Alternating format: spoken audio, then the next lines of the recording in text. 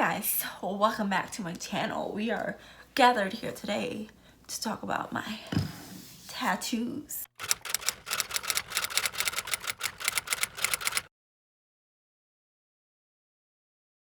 I'm probably going to be fixing these straps the whole video, just a heads up.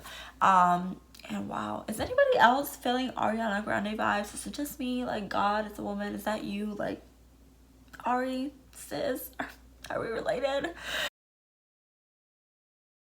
Oh, I'm so annoying. I know I have to annoy y'all. I'm sorry. Thank you for watching though. I appreciate that. This is a video that is actually quite requested. I've gotten a couple comments on other videos and a couple DMs of people asking me like what my tattoos mean and what are they. Just go ahead and get started with, I guess, my first tattoo. That would make sense. How old was I? I was 20. So my first one, can you guys like even read what that says? Because I'm pretty sure I can only read it because I told the guy what to put on there. I got this done in Guam. I don't even remember the tattoo shop. I didn't research at all. I just knew that I would always pass this tattoo shop, and I just walked in. Didn't make an appointment or anything, so obviously they just gave me like a random artist that probably wasn't that good, because if he was that good he would have been booked. But yeah, so I just went to this guy and I was like, I want this. And originally the first tattoo, I'll try to find a picture somewhere, was just Still I Rise, which that's what it says. It's from the Maya Angelou poem. And the reason I got it is just because that's just a poem that I don't want to get too deep into it, because I'm not going to turn this into like a sad sob story. But basically I just been through some stuff in my life, and just like I'm sure most, and it's a poem that just really resonated with me, and it's just kind of like a little reminder that no matter what I go through, been through, it's not going to stop me, cause still I rise. Okay. And basically I didn't like it by itself, so I went back like the next week and I had the guy put in this arrow that I found off of Pinterest. I don't know. I'm not gonna say I hate this tattoo. I don't even know why I added this like little swervy. I feel like if this wasn't here, like the swervy line, it probably would be better. I don't know. And basically I got the arrow because I feel like the words needed something, you know. And it's basically an arrow because it's supposed to represent, you know, like it being like pulled and pushing me forward and me advancing through all the bullshit that life has to offer. So that is basically the meaning and story behind this tattoo. You know, little pro tip, kind of along with waiting a good amount of time before you get a tattoo, definitely do your research and don't just walk into any shop and just take any artist, because you never know what you're gonna get permanently on your body. I'm not complete like trash, but you know, you can barely read Still I Rise. The arrow's decent, I'll give them that. But if I knew then what I knew now, I would definitely still get the tattoo. Like I said, I love the meaning behind my tattoo and I stand by it still. But I want this. I don't know. I might get this removed in the future. That's something that I've been thinking about. And then getting it just on a different part of my body. I got this 2014, 13. No, 14. Definitely 2014. It was like the summer of 14. And pain level, I want to say this didn't hurt at all. It maybe hurt a little bit here, like next to like this bony part, but other than that, this is not, it didn't hurt at all. I don't really know what day it just snapped on me. Like I said, I think I got the first piece on this arm in September of 2015. So fast forward a year and some change from this piece, I started on this arm. First piece was this skull, and it has a rose in its mouth with some leaves, and some leaves here and here as well. And this was the first one to my sleeve. And basically I got this one because I've always kind of had a fascination with skulls. I don't know why, I just always thought they were really cool, and I also like flowers, so I kind of like the fact that it had the rose in its mouth. That specifically doesn't have like any deep meaning behind it. I just like flowers. Now the skull has a meaning besides the fact that I like skulls. My dad has, like I said, he has a couple tattoos, and he has also one on his arm on this side of it, and it's a skull. Well, it's kind of like a angel that's already like in a skull form, and like she's just kind of like propping her head, I guess, and it's like a skeleton. That has been my favorite tattoo that my dad has.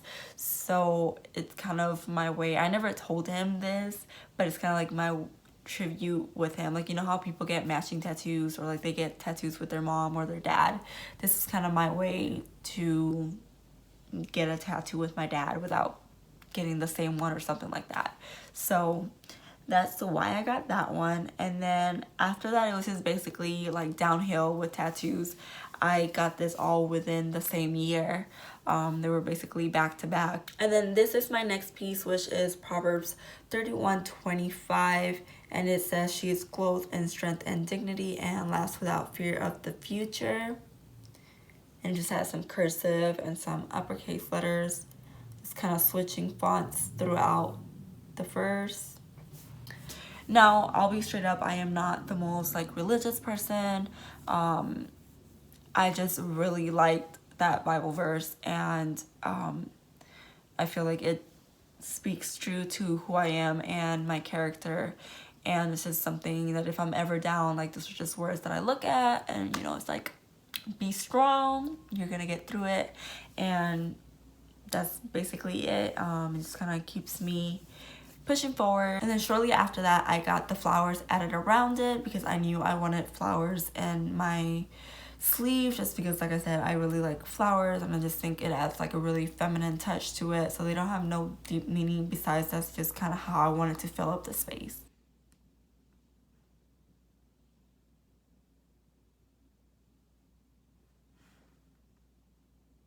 Now for the bottom half of my sleeve, I got it done in San Antonio. Now for my top half, I did switch artists. I went to Adrian Flores at All Star Tattoos, also in San Antonio. Amazing, amazing. Nothing wrong with anime stuff. Adrian is just like really known for his portraits. And it's just kind of, I saw a lot more of his portrait work. And with portraits, I just felt like it's very important to go to somebody that's good and that's what they're known for, because I don't know, I've seen too many like images of like somebody getting their baby and then it turns out looking like a little demon child, and I just didn't want that on my arm forever. So that's why I decided to switch artist for the top half of my sleeve. And I'm basically just gonna show you guys first and then kind of explain it. I feel like that would be a little bit easier. This is lady number one. As you can see, obviously my tattoo is not finished. Hopefully it'll be done later this year. It's been what, 4 years since I got the last part of this done, and yeah, I don't know what happened, but that will be done soon, hopefully. So yes, this is lady number one. Then we have lady number two. And then lady number three is always hard to show. I don't really know how to show her that well.